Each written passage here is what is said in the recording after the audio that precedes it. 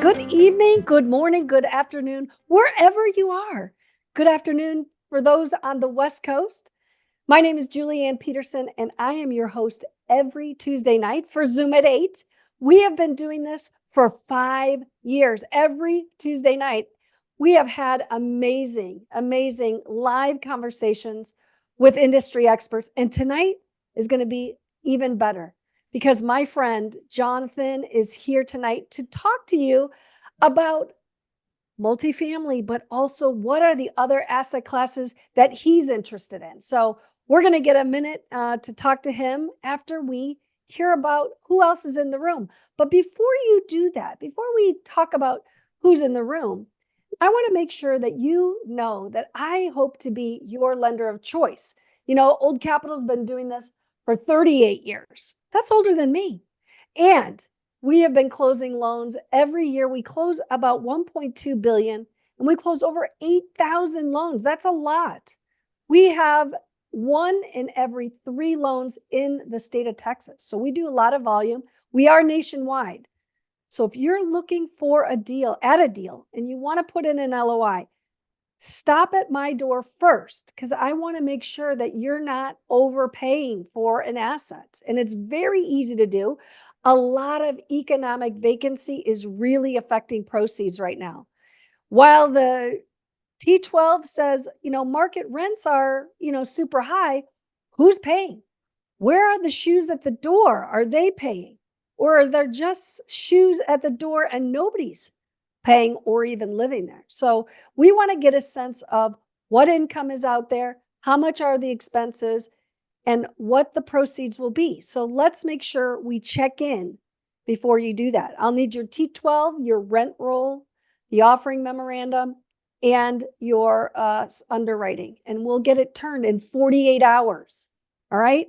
So always do that. Now listen, this is the time when you want to be building relationships because while there's not a lot of deals out there, it is the time to start figuring out who can help you. Tonight, let's hear from our industry expert, Jonathan Twombly. I think he is the nicest, insightful, generous, and invaluable guide who has a deep knowledge and experience in multifamily. He's actually a prolific real estate syndicator, and he's recently stated that his law practice wasn't for him. So we're going to listen to why being an attorney wasn't his dream, and he found that real estate was much more exciting, fascinating, and this is the key that I love, that is an attractive industry. I guess that's like me. We're all attractive here. Jonathan is a lawyer who's turned real estate investor. He spent 12 years as a Wall Street litigator, and half of that time was spent representing hotel owners in disputes with the national hotel chains. And in 2013, he left law and he formed Two Bridges Asset Management, LLC, where he focused on syndications. He built a portfolio of 400 plus units in South Carolina. And since then, he sold some of them and he has co-GP'd approximately 250,000 in multifamily, or 250 million in multifamily deals. And then he looked at, hey, maybe I can look at other asset classes. And he entered into the hospitality space and syndicated one hotel recently. He's got a second one. He started a purchase in the Finger Lakes area of the New York City, state of New York. So he's been busy renovating it and using this as a starting point for his hotel brand, the Laurel Hotels. That is his brand, is the Laurel Hotels. His most recent one is a purchase of the Paradise Inn Hotel in Vermont. So he's got 2 down, 1 to go, maybe more in the future. So he also is a host of the Apartment Investors Club podcast, and he's appeared on many podcasts like Bigger Pockets, Jake and Gino, Joe Fairless, and many more. And now he can say he's been at Zoom at 8. So today's a great day. Anyway, I want you to understand the strength of the people in the room who are industry experts. So I want you to know who Jonathan Twombly is. Thank you, everybody, for joining us. Jonathan, welcome to Zoom at 8. How are you? I'm great. I'm really happy to be here. Thanks for having me on. Oh, it is going to be great for everybody. Now, listen, if everybody would go to the top of their screen and give us the speaker view, it has the 9 little dots. Pull up that speaker view. You should probably see me. And we're going to start to hear from Jonathan. Jonathan, you were an attorney.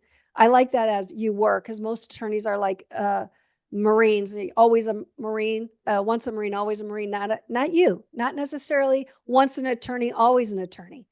We always call ourselves recovering attorneys. So I guess, it's more like being an alcoholic than being a Marine.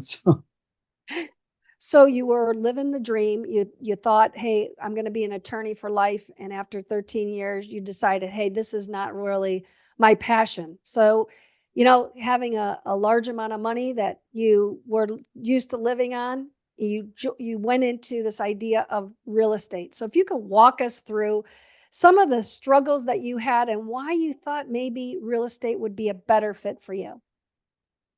Yeah. So, as I said, I did law for 12 or 13 years altogether, but it was after about year 3 or so that I really started to get disenchanted with it and looking for a way out, but I just really couldn't figure out what it was I wanted to do next.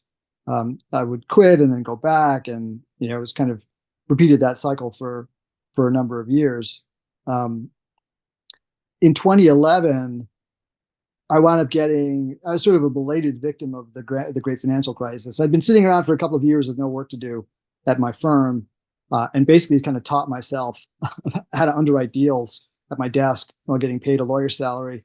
But after a couple of years of that, my firm decided that they didn't really want to pay me $300,000 a year to sit around doing nothing anymore. So they let me go. And at that point, I was just really burned out from law and had no desire to, try to find another law job. I used to describe it as like, how am I going to interview for a job I don't want? So I had been trying to figure out how to break into real estate and doing a lot of networking. And I was at a networking event and I met this woman who said, "Oh, I do commercial real estate." I said, "Okay, I got to have coffee with her." So I arranged to have coffee with her. And kind of the end of the conversation was, "Well, if you're looking for something to do, I'm starting a real estate investment firm. Why don't you become my partner?" And I was like, "Okay, it's kind of sudden, but I'll think about it." And she kind of gave me her pitch. And I said, "Well, I don't really know how to evaluate this, but I know people who do." So I trotted her around to a couple of very wealthy friends in New York who are on Wall Street and stuff, and said, "What do you think?" And she gave, her multifamily investing pitch. And after those pitches, they said to me, "Well, look, I don't know what you're going to do, but if you do decide to connect with her, then I will give you money to invest." And, it was like real money. It wasn't like, "Hey, I'll give you 50,000. It was like, "Hey, I'll give you $1 million." So I had a couple of people who off the bat were like, "Hey, I'll give you $1 million." And when that happened, I decided like, hey, maybe the universe is telling me something. I should maybe take a shot at this. So, we went into business together for a couple of years. Ultimately, it didn't work out. And then I formed Two Bridges in 2013. And once I did that, one of my investors came along, backed the company, and that's kind of where I started getting some traction finally. So partnership. So everybody's here. It was, as I mentioned early on in the introduction, is finding your partners. So interesting how you had coffee. She sounded interesting. It seemed very simple, right? What do you take away from all of that? Would you recommend somebody take their time finding a partner, partnerships? You walk away today that no longer is in place. How would you recommend we build partnerships? Yeah, I think slowly is better. And I think it's good to date before you get married. And I don't know if this is something that I don't see this as much as I used to, but it seems like it used to be kind of a fairly common thing where people would go to a conference, they go to like a big kind of guru conference or something, and then they'd get the whole, rah-rah thing, and then they'd meet somebody else. They'd be like, "Hey, let's be partners," and then they'd go into business together.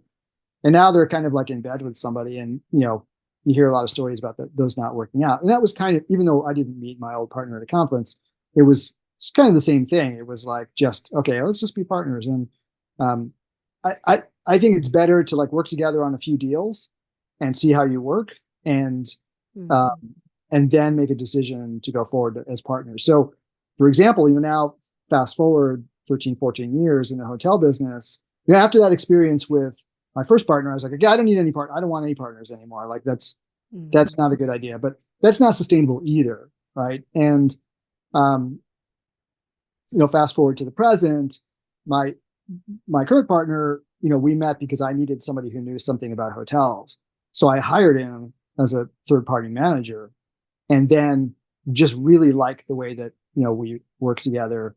Then we partnered on the second deal, and then we'll probably kind of formally become business partners at some point. But neither one of us really feels in any rush to do that. We have like a good working relationship, but I think at some point it will probably make sense. So let's backtrack on your property management. I think I read somewhere on one of your posts that your first property management uh, company didn't do well. Yeah. Can you walk us through that experience? Because a lot of people, you get the deal done, you close it, you're like, okay, I got my property management, and then you're on to the next deal. So maybe you could walk through what the experience was that didn't go well. People can kind of understand, hey, yeah, this is true. This is how it works. Yeah. So when I was still with my first partner, we had uh, been in contract in a couple of deals in Louisiana, and we had a pretty difficult time finding a company that would actually manage in Louisiana. Mhm. And but we finally did. We found a company that I guess was, I mean, we'd gotten in touch with Greystar, and then they recommended that we talk to somebody who had recently left Greystar for this other company. So we talked with them, and they were, they kind of like wined us and dined us and gave us the whole spiel. And so we kind of built a relationship with them. And then when I broke up with my partner and I started investing in South Carolina, they were kind of like the first call I made. So even though I did interview some local companies, these guys, I'd known them, but also they were kind of giving me the big song and dance, and kind of like, like the CEO flew out to see me. And, it wasn't a tiny company. I mean, they had, you know, 10, 20,000 units under management, but they still like flew out to see me, made a big deal about it. And and they were like, we really want to break into this market. And for some reason, I thought that was a good thing because Mm. sort of treat me special. Turned out to be really like the wrong thing.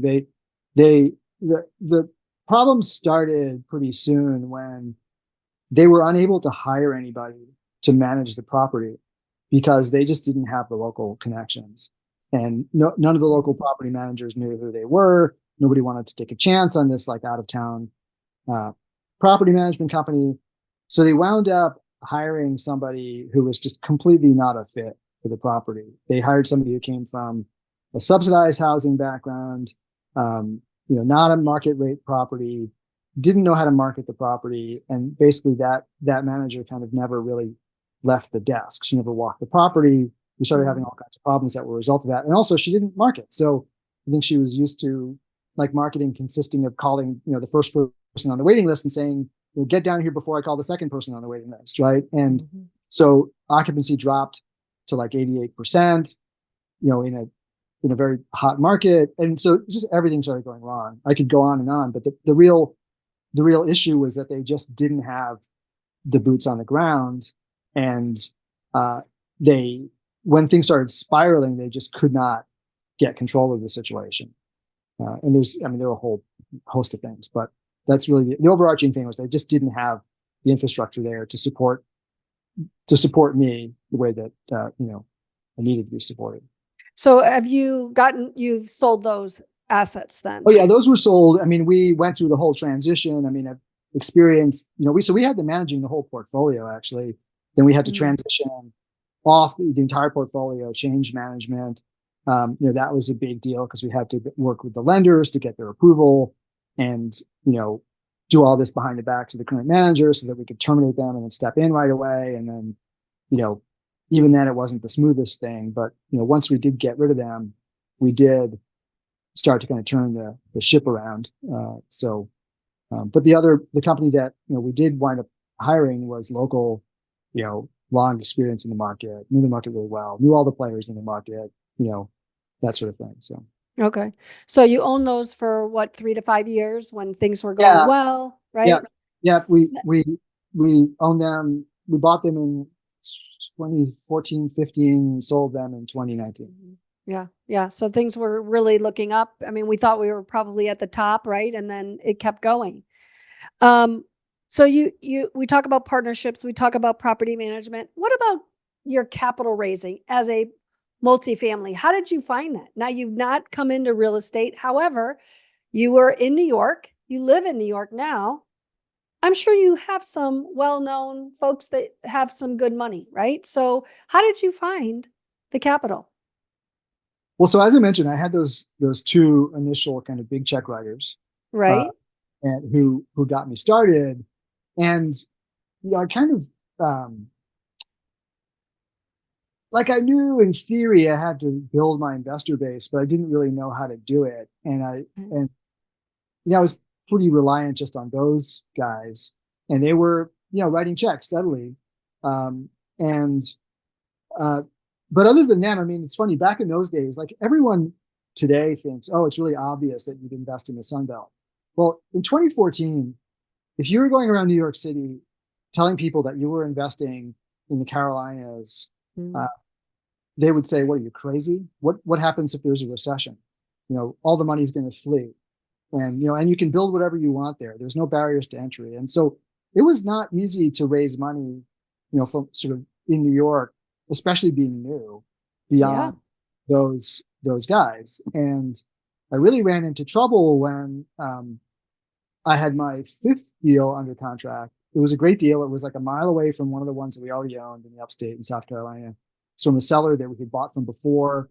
This was back in the day when like value add investors actually did the value add, right? They didn't like do 10 units and then sell it to the next guy as a value add. They completely gutted, re-tenanted the property and handed it off as like a finished property for a long-term hold, which is what I was wanting to do. So beautiful property, and both of my guys were out. One of them was out because he was in Japan and the dollar had really risen against the yen, so it didn't make sense to Mm. him. And the other one was like, I'm getting divorced. I can't do anything. I can't spend any money on anything. So I was like, oh, great. Now what do I do? We Yeah. ran around trying to raise money. We talked to some uh, family offices. We talked to some capital folks, and we just couldn't get the deal done. So we ended up having to Mm. walk away from it, which was just really a devastating experience. Um, and but it did make me start to get serious about building an investor base and not being reliant Yeah. on check writers. Yeah, that's I think, and it's over time it's come easier, right? It's getting, like we talked about earlier, getting that first one is always the challenge. And now your name is out there, people respect you. They're going to say Jonathan has a new deal. They're, you have a track record, which I think is always the most challenging in this environment that we're in right now. Is trying to get the deal and find investors. So before we go on to the hotels, because I think that's like the main thing here is two things. One, I know that you are now doing a mentorship or supportive group, an education program. So can you tell us a little bit about that? Because there are people in the room that are looking to understand how to underwrite, how to look for deals, the demand cycles, the locations, and they're looking to get educated. I always say two things: get educated and invest in someone else's deal. So you have a platform now that you're helping mentor people looking to get into multifamily. Maybe you could tell us a little bit about your program. Yeah, so it's called Apartment Investors Club. I've actually been doing it in one form or another since about 2016, in the current iteration since about 2019. And the idea behind Apartment Investors Club was always that I thought the world needed a really high quality but not high priced option for people who wanted to learn how to invest. Because I had been through, from my first partner, I'd gone through all of her materials from one of the big name, people at the time, And, while it was fairly informative, once I actually started investing, it was clear to me how much was missing from those materials, and just how many, potholes I stepped into that should have been talked about in those materials. And it felt like it was that all that stuff was sort of putting a really happy face on investing, and not really talking about any of the pitfalls. So I thought it was really important to get something out there that really went deep into what you need to know to invest. So the program, if you join it, it's really a community rather than a program. The community comes with all of my course materials, which are extremely extensive, underwriting models, letter of intent, all kinds of checklists, all that sort of stuff. But we also do a couple of calls a month where people can ask questions about the materials, or what more generally happens is we just get into kind of a wide-ranging discussion about the markets, about different asset classes people can invest in. We've got a pretty broad range of people who are in the group. But it's, as I said, it's really meant to kind of hit the word, but sort of like democratize access to multifamily information. I was tired of the gurus who are charging $25,000, $50,000 to get access to the stuff, and I thought that just doesn't make sense. Like, let's get it out there. And frankly, I think probably my stuff is higher quality than a lot of the other materials that are out there charging more money. But that's what we do. Good. So if somebody has an interest in knowing more about your program, how would they reach out to you? They can go to apartmentinvestorsclub.com, or probably the better way is just reach out to me on LinkedIn, and I'm happy just to jump on a call. Perfect. Okay. So I also noticed that you started an investment fund, a fund. So you've done that as well? No. I thought I read that. No, probably years ago I tried to, and it's Okay. Yeah. Okay. I've So that wasn't. done everything and failed at everything in the business. So if you want to talk to me about like how not to do stuff, I'm a great resource about how to fail at things. Well, I mean, we do need attorneys, especially when we're putting together funds. So you're a great resource for that. Question on rent control. We've got this, breathing down our neck. Mm-hmm. What are your thoughts? What are my thoughts? I mean, I'm kind of astonished in this day and age that this is being suggested seriously, especially when you see what places like, my beautiful home city that I love. It's just not a place I invest because I can't get around the rent control, issues here, which are just getting worse and worse all the time. As far as what Biden proposed, I mean, frankly, I don't think it's going to go anywhere. I think it's political posturing. I don't think that, even from what I've been reading, I don't even think like the Democrats in Congress have a stomach for it, but it was just something to throw out there that, there's like a small, it's politicking from what I gathered, but I don't think it's got a chance in hell, frankly. Yeah, that's what I'm thinking too. So, all right, so let's shift to hotels. So, I mean, that's a big change, going from, yearly leases to daily, weekly leases. So walk us through that experience. Why hotels? Why in the locations that you're at? What was your impetus for making that change? Yeah, gosh, I mean, it really wasn't an intentional thing. It wasn't like I was sitting around thinking like, oh boy, I want to invest in hotels. I always thought they were cool. I always liked hotels. And I did have that somewhat of a background in hospitality from my legal career. It was never something that I really thought about seriously until COVID. During COVID, like a lot of people in New York, we wound up buying our COVID house. I mean, if you're from New York City, you probably heard this term, but people wound up buying houses upstate just to have someplace to get out of the city to go to. So we bought a house up in what's called the Finger Lakes in New York, which is kind of like the Sonoma Valley of the East Coast, wine region, lakes. It's beautiful. We've been going there for years in the summertime.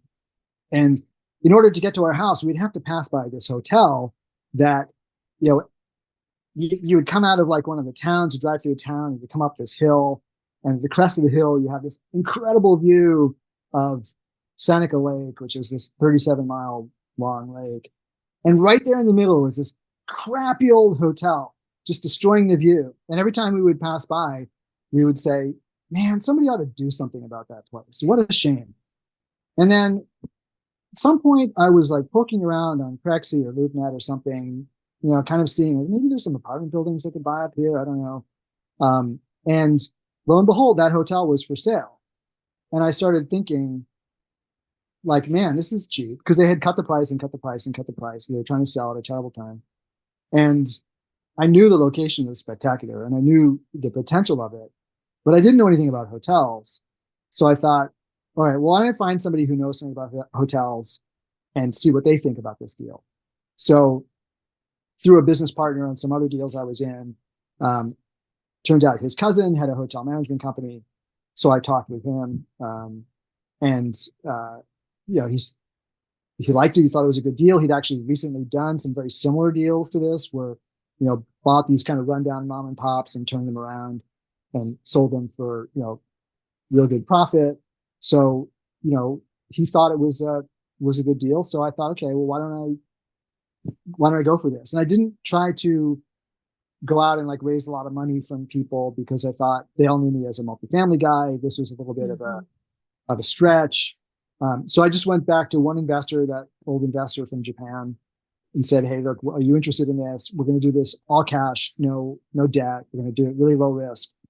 You're interested? And he said, yeah, you made me a lot of money before, so I trust you on this one. So we took that one down, and I mean, I can stop here, but there's a lot, like, that experience is what led me to think, like, hey, there's something here. And I can get into that if you want to. But yeah, so tell us a little bit about the asset itself, and then also want to talk about like how many rooms, right? And then is there a season, and how do you mitigate the seasonality, and how do you keep your staff? So that is a whole nother underwriting, and not knowing what were your resources that you used to figure that out. Did you talk to people that were doing it? So there's a lot there. So room count is 40 rooms and a hotel, 40 rooms and a restaurant and a bar. And we basically underwrote it really without any revenue from the restaurant, because we didn't want to count on that. But we also knew we probably had to do something about the restaurant. And I talked to Charlie. Charlie knows a lot about this. Charlie and I talked about the restaurant a bit. But we knew that, so they had been, the family that owned it had used to run it all year round. At some point, I guess when they got older, they decided to shut it down in the slow season, which is the winter. There was a big hotel in town that was open year round. So we figured there must be some business. And we did, in the hotel business, what you can do is you can buy what's called a STAR report, the Star Smith Travel Research. They're now owned by CoStar. Actually, CoStar owns everything, but they own that now too. So what you can do with STR reports is you can create a competitive set and find out what the occupancy and room rates are for that competitive set. So there weren't a lot of hotels in the area that were really competitive. So we constructed a competitive set of independent hotels in lakefront towns throughout New York State, figuring it would be the same kind of demographic. And so we were able to come up with, what the occupancy looked like, what the room rates looked like, and then kind of underwrote it, discounting all of that by some factor.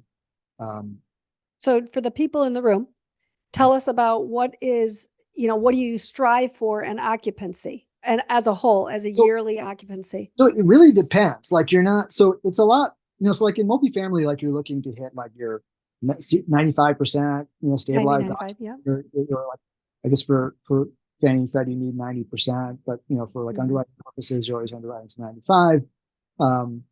With hotels, you're really kind of looking at what the occupancy is in the market and shooting for whatever that is, right? So I can't remember off the top of my head what the market occupancy was that we derived from that, but we also knew that there were sort of like a couple of other things that gave us some wind at our backs, which was that, and we discovered that this is actually quite common for these hotels, that you couldn't make an online reservation, and they did no marketing, right? So all of their business was either from like word of mouth or from people finding them on like TripAdvisor, or they'd find them on Expedia. They were on Expedia, but you couldn't make an online reservation. You had to go back and forth and kind of like negotiate the dates with them.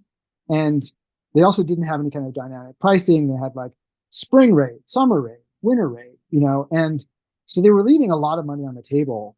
We knew that we'd be able to push the occupancy and the room rates just based on the fact that they weren't marketing the place at all. So, but sort of back to your question, like you're not shooting for like a specific, at least the way I'm looking at it, I'm not really shooting for a specific occupancy. It's more like if the market is at a certain level, I know we ought to be able to hit that level of occupancy.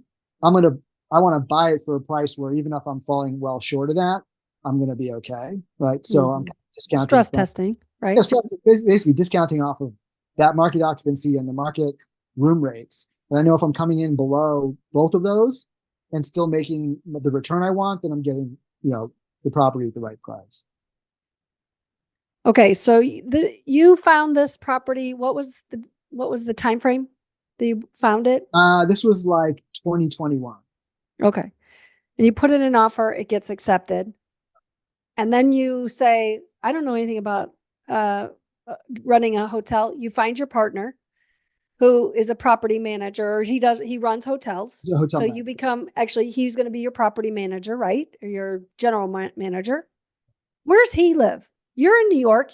Yeah. The property's in New York, and he lives where? So he's actually in Florida.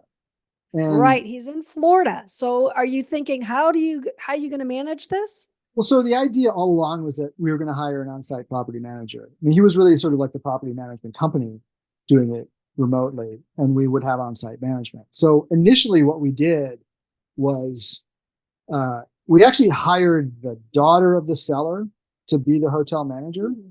And she was the manager for a while. I mean, ultimately that didn't work out because it was just difficult to get her to kind of go with the changes that we were making. That makes sense. But I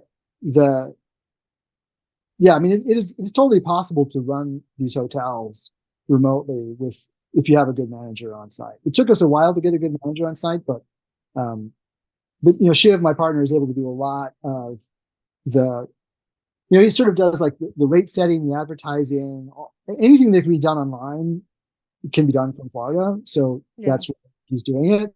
But there is obviously like the on-site stuff that needs to be taken care of. But we have a really good staff now. We have really, we come up with a great manager, a really great handyman. We've got a good chef on site now. So we kind of, it's taken a couple of years, but everything is really kind of humming at the moment. Okay, so you close in what, 60, 80, 90 days on the asset? So listen, so here's the thing, which I also discovered. So you had asked me sort of what kind of markets that we like. And the markets where this kind of works is sort of like drive time tourist destinations for major metros, right? So they're like the first one we bought in the Finger Lakes. This is, like I said, it's in the wine country. It's, 4 hours from Philly, 4 hours from Cleveland, 3 hours from Toronto, 5 hours from New York. It's kind of like right in the middle of all of that. And it's got a state park a mile away from us that has 1 million visitors a year. So, I knew that because of that state park that we were going to stay full. I like those kind of tourist destinations, but one issue is finding staff. But the other issue I discovered is that, unlike doing like bigger multifamily deals, there is just like no sense of urgency. It was really weird. Like usually you've got the seller pushing you to close and the buyer's kind of like, I need more time. I was the one pushing to close and they were kind of like, yeah, our attorney's getting around to it. Like where's the draft of the PSA? The attorney's on vacation. He'll get to it when he comes back. And it was just kind of shocking. And then, I thought, well, okay, maybe that's just these guys. But then when we were in Vermont, it was the same thing. It was like, so it actually took us 6 months to close. And it was all because of seller delays. Okay. So 40 units. What do you pay for that? So we paid $1.95 million for that. All right. So you jump in and you say, we need all new beds. I mean, was there anything that you could hold on to, or did you have to basically gut and rehab the whole We place? went to the studs on everything. We Amazing. went down to the studs. I mean, we didn't replace the windows and doors. The roof was in good condition. But pretty much everything else we ripped out and replaced. And your renovation budget was how much? It was all in, it was about 1.4, 1.5. Okay, so you're into this for $3 million, 3.4 million, something like this. Yeah. Okay. So you open up, when do you start opening up? So we finally opened up in June of 20, let's see.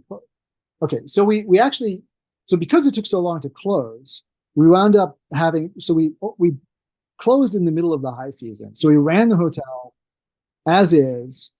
We opened up the floodgates, which was good. Like we basically turned on, I mean, the amazing thing is, you know, we turned on the ability to make an online reservation. And before spending a dime in CapEx, we gave the hotel, the best month that it ever had in its existence. Right. Crazy. So they never had $100,000 months before. We had $100,000 month in August, 2 months after we took over, just by allowing people to make reservations online.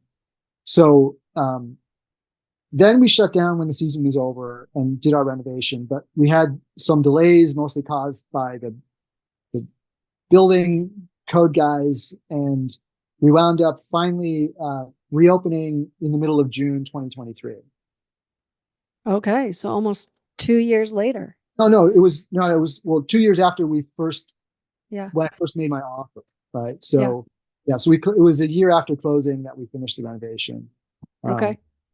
And how did you decide, you know, when we do multifamily, we say, okay, it's going to be 5,000 a door, right? That used to be kind of how we ran that. What was your CapEx per door? Did you figure out? I guess I could do that, but yeah, I mean, we'd budgeted about 15,000 a door. okay. You know, because for hotels, you know, the bathrooms are expensive, as you might imagine, but you also have to make all the furniture. And and since we were going down to the studs, I mean, in that case, we were like, it was sheetrock. It was, I wish I had some of this tape.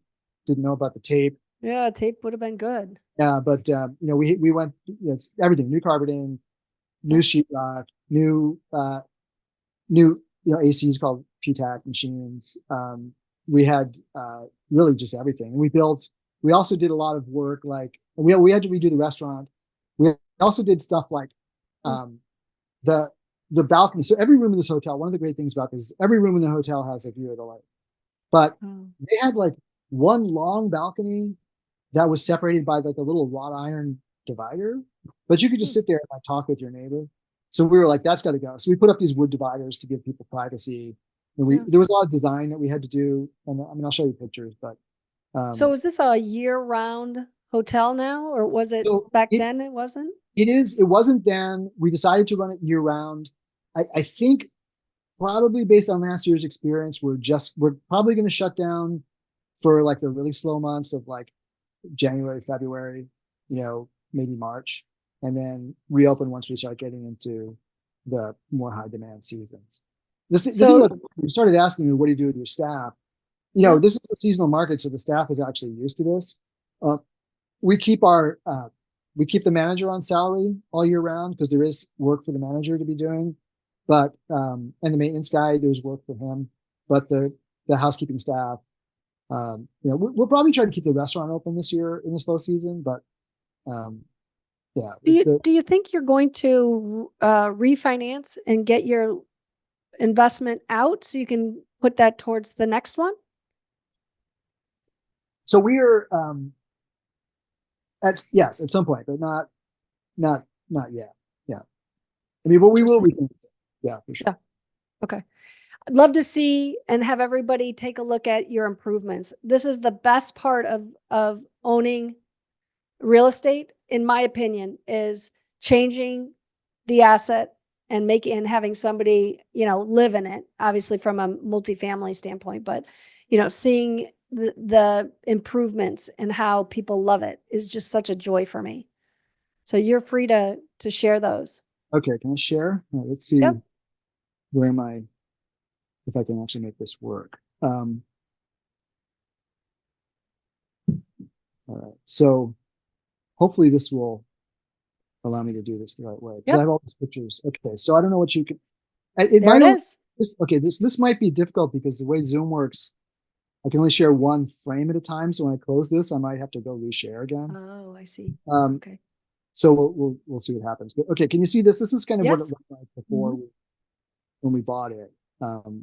Now, is it going to automatically go to the next thing? No. Okay, Nope. so Jumped us up. Yeah. so That's going to be tough. it's going to be tough. Yeah, this is why it would have been really helpful to have my. Um, okay, so let's expand this. So this is, I don't know if you remember what that one looked like just Yeah. now. This is Yeah. what after we put these wood slats in there to kind of cover these bathroom windows that had been bricked up, Oh. and stuff like that. Painted it white. Let's see. Let me try to jump to the good stuff here. I got too many windows open.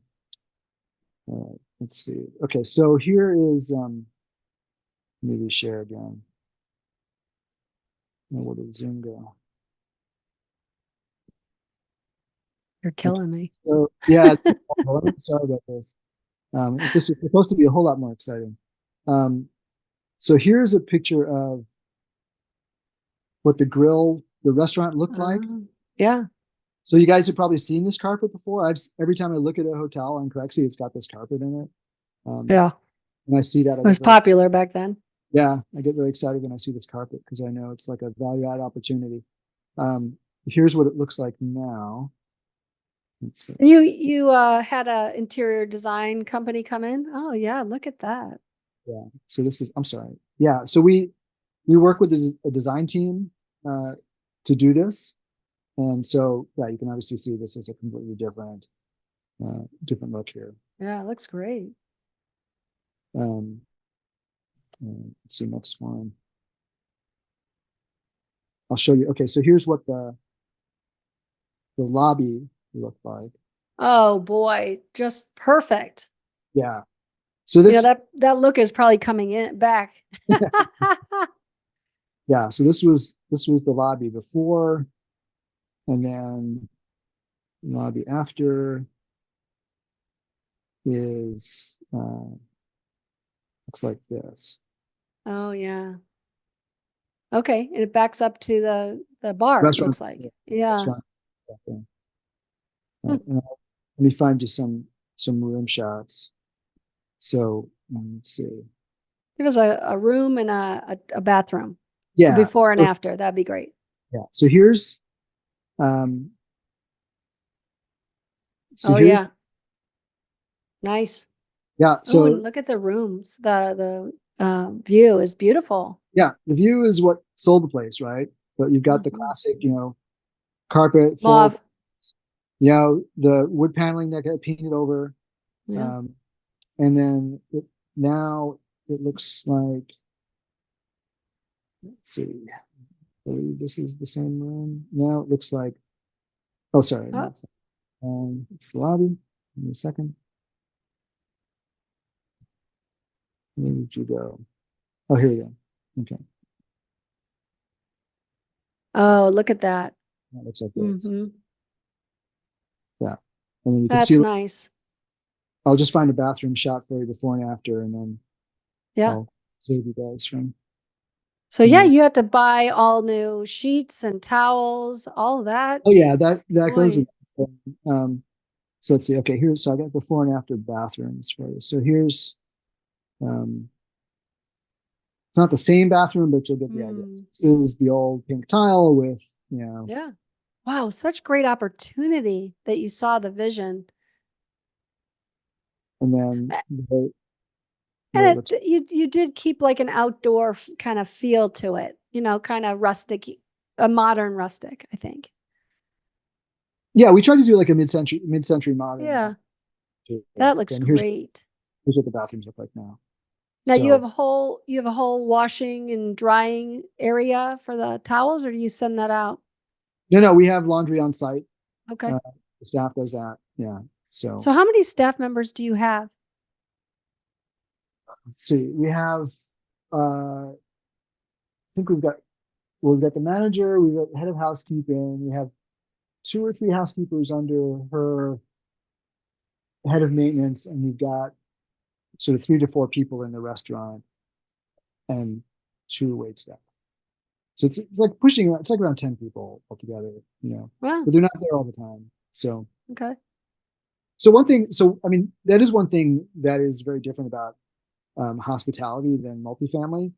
That, so when you're underwriting, so multifamily, like most of your costs are fixed, right? You don't have a lot of variable costs. You've got like utilities, a little bit variable, but pretty much all your costs are fixed. So like after you've, paid for your expenses, like every additional dollar drops to the bottom line, like to your NOI, right? But in hospitality, you have a higher expense ratio, so you're basically underwriting to like 70% rather than 50, but you have a lot more variable cost. So a lot of your you basically underwrite everything as a percentage of your revenue rather than as a fixed cost, because I mean, obviously property taxes and insurance not going to change, but your commissions are going to, if you don't sell a room, you don't pay a commission. If you don't sell a room, you don't have to make up the room, right? So as your occupancy expands and contracts, your expenses are also expanding and contracting, usually kind of in a similar proportion. So that's like an interesting difference with multifamily. So I think a lot of people, when they look at hospitality, like, oh my God, it's a 70% expense ratio. And then what happens if, there's a recession, or what happens if, it's slow? It's like, well, my expenses are dropping a lot as well. There's a lot of ways you can manage expenses too. So like one of the things we do in the slow season is we won't do room turns every day, right? We'll call the housekeeping staff in like once a week and have them do all the turns at once. We'll let a few turns accumulate while, rather than having them come in every day and, turning rooms if there's only 1 or 2 rooms to turn. So there are things like that you can do, and you can adjust in the restaurant, adjust staffing levels, stuff like that. So in today's modern world and all the changes that have happened since COVID, and people trying to get into different asset classes, what would you say has been your biggest challenge going from multifamily to hotel hospitality? What do you think, if somebody wants to get into it, what should they really be thinking about? It's in a lot of ways it's a 24-hour business as opposed to multifamily where you can come and go. But what would you say? Yeah, I mean, it's not something I would go into like thinking like it's going to be just like a giant Airbnb or something like that, right? Like it's an operating business, and you really need to have, either like a really strong, find a really strong property manager on site who really knows how to run a hotel, or find a partner or a third party management company who knows what they're doing. Those third party management companies, I'm pretty lucky. I didn't realize, but there aren't that many that do small assets, right? Usually in the hotel business, the third party management companies are like basically working with the big branded hotels. Sure. And they're not really doing the smaller things. So the hotel business is, I guess, not for the faint of heart. But on the other hand, the opportunity here is really enormous. And we didn't really get a chance to talk about this, but if you have a minute or two, I'll spiel. So one of the things I noticed here while doing the first hotel, and saw it on the second hotel, and I'm continuing to see this, there's an enormous generational turnover happening with these independent hotels. They're really owned by mom and pops who are, at the youngest in their 60s, and most of them are older than that. And they want to retire, and the only way they can retire is to sell. All their money, like all their wealth, is tied up in these hotels. The kids tend not to want them. The kids have moved away, and there's a fairly limited number of people who have the ability to manage these things kind of at scale, the way that we do with syndication. If you have a syndication background from multifamily, you can take those skills and apply them to these hotels. But that kind of puts you in a pretty limited class of people who are able to kind of like take these assets and transform them into what they could be. And there's a much bigger market for a finished asset, one that's been stabilized, is staffed up, is running, has all the systems in place. There's a buyer for that, right? But there's not a lot of buyers for, the hotel with no tech that hasn't been renovated since 1980, right? And if you are not afraid to take that on, and if you have a skill set, where you can put the money together through a syndication, you know how to do a value add. Right? If you got those two things, then you can apply that to the hotel business. And I think there's just a huge opportunity because, these assets, like I said, they need a lot of work. They're underutilized. They're very difficult to finance, which also means that that means there's a lot of meat on the bone. It also means that a lot of the sellers are willing to do seller financing because they understand that they're not going to sell if they don't do seller financing. So there's an opportunity there as well. So I just feel like, I got to the point with multifamily where I felt like there's just too many people competing for the same assets. And it's like trying to find a good deal is really tough because there's so many people out there who don't know what they're doing. They're willing to overpay. And I was tearing my hair out. And here I kind of feel like I stumbled into this kind of like secret thing. It feels like multifamily did in 2013 when I started, Yeah. Very immature, not a lot of players in it. Okay. So let's do a plug for the hotel and then we're going to open it up for a quick question and answer. So tell us, it's the name of your company or the hotel is? Yeah, the hotel is called the Hotel Laurel at Seneca Lake. It's on Seneca Lake in upstate New York, right next to Watkins Glen State Park, which I hope you guys will all Google Watkins Glen State Park when you get off this call because it is unbelievable. It is spectacular and worth a trip up there just for that state park. So that would be great to, support you, support the industry when you're looking for a vacation. Check out the Hotel Laurel at Seneca Lake. So, all right, couple questions here. Did you hire an asset manager and, in addition to a property manager, or do you consider yourself the asset manager? Yeah, I mean, I guess Shiv and I kind of both do asset management from different angles though. Sort of Shiv is much more sort of asset managing from the perspective of overseeing the staff remotely, kind of holding them to their performance standards, and doing the kind of nitty gritty sort of day to day, so operational kind of asset management. Whereas the kind of asset management that I'm doing is really more like, what's the vision for the hotel?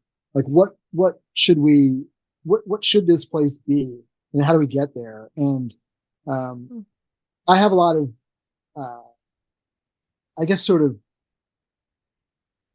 I contribute a lot of like marketing ideas and sort of promotional ideas and things like that. They're just a little more like high level, I don't know, not theoretical, but sort of like more conceptual stuff, I guess. Yeah. So he's a lot more in the kind of the weeds. And I'm kind of more like the big. Yeah, visionary. That makes sense. Yeah. Question was, what were the rates when you took it over, and what are they today? Oh God, that's a good question. We should have Shiv on the call for something like that. So I think, if I don't quote me on this, but because the rates are always changing too. But like I think in the summer, the peak weekends in the summer before, they were probably around like $195 a night for like a peak weekend. We're now about $100 more than that, and I think this summer weekends will probably cost $300 a night for peak. So it's a lot higher than that. Amazing. All right. So how do you get local traffic to the bar and restaurant? How's that going for you? Yeah. That's been one of our sort of challenges, I guess, is trying to get more local people in. So we do a lot of online marketing, a lot of social media stuff. If you follow us on Facebook, you'll see we're posting, the dinner specials, food stuff all the time. We started doing some advertisements in like local media, local papers and stuff like that. But one of the challenges for this hotel in particular was always what they said, like, how do you get people up the hill from downtown? Because it's a little bit outside of town. I think we're starting to get kind of like the local buzz. We're also trying to just be different from what's in town. Like in town, sort of like a lot of Italian food, sort of like basic stuff. Like we're trying to do something a little bit different but still not keep it at a price point that's accessible for the locals. So we don't want to price them out, but we want to do something that's a little different. So, we're doing tapas, and, our chef is from Chile, and, it's like we're doing some different stuff. That's great. All right. Last question is it hard to hire people since it's only seasonal? It's not so much the seasonality as the fact that the market is really small. Yeah. Right. So it is a tourist market. People are accustomed to working seasonally there, but the issue is just that the labor pool is so small. Yeah. And so that's been a challenge. And there's also, when you're in a small town, there, people, it takes a while for people to trust you. Like they're kind of like, who are these people who are bought this hotel? Can I trust them or not? And we kind of took a while and also part of the problem too, a lot of these places when you buy them, they have a really bad reputation amongst the local labor pool, because oftentimes you had the owner was a cheapskate, didn't want to pay anything, the working conditions were bad. So people think it's still going to be the same. And it takes a while to establish a new reputation as like a good place to work. So it took a while for that to kind of get out. Like people were still like, the Glen Motor Inn seems to be the place where everybody in the area had their first job and they all hated it. And it's like, so they're all like, getting those people to come back it's starting to work. That is so cool. I'm just so thrilled to hear your journey, to hear, we all come from multifamily, but we're all starting to think, hey, I may not be able to get deals done today. I think this is, you've really exemplified how some of the challenges that you've had, but really the future is bright in hotels. So I want to thank you for joining us and giving us some insight into your world of hospitality. Well, absolutely welcome. This is fun. Thanks for having me.